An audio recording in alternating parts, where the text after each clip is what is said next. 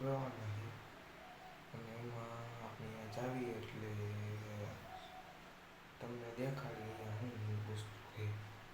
આપણે આવી ગયા છે ગુરુ કરવાની ત્યાં, અને હવે હું તમને શંકર ભગવાનના દર્શન કરાવીશ. તો મિત્રો આજે આપણે આવી ગયા છીએ તોરેશ્વર મહાદેવ અને આવું મંદિર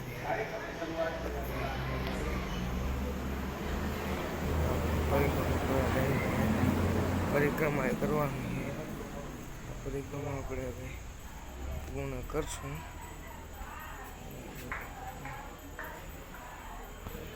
બસ આપણી પરિક્રમા અહીંયા પૂરી.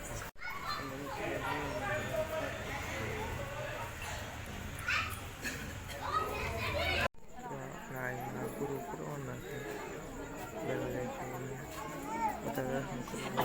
અંદર તો વિડીયો ઉતારવા જતા નથી, પણ આપણે ગુરુ પાઈ લીધા છે. હવે હું તમને કહું કે શું કર્યું. આપણે હાથ દોરો બાંધ્યો, કંઠી પહેરાવી મૂક્યો અને ચાંદલો કર્યો અને કાનમાં એને મંત્ર બોલ્યો. તો બસ આજનો બ્લોગ અહીંયા જ રાખીશું. નામ તાંજી છે 8મો અભ્યાસ કરીશું. મારા આચાર્ય શ્રી આદરણીય ગુરુજનો તથા મારા વહાલા વિદ્યાર્થી મિત્રો, આજે હું તમને ગુરુ પૂર્ણિમા વિશે થોડું કહીશ તો આપ સૌ શાંતિપૂર્વક સાંભળો તેવી મારી અભિલાષા. આજનો દિવસ અષાઢ સુદ પૂર્ણિમાનો પવિત્ર દિવસ છે. આજે ગુરુ પૂર્ણિમા છે.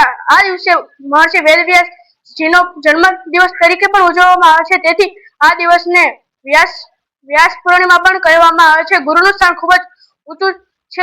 ગુરુ બ્રહ્મા, ગુરુ વિષ્ણુ, ગુરુ દેવો મહેશ્વરાય, ગુરુ સાક્ષાત પરમ બ્રહ્મા તસ્મૈ શ્રી ગુરુવે નમઃ. ગુરુ શબ્દનો અર્થ થાય છે કે અંધકારને દૂર કરનાર, એટલે કે જીવનમાં અંધકારને દૂર કરીને જ્ઞાનનું પ્રકાશ આપે છે. Thank you.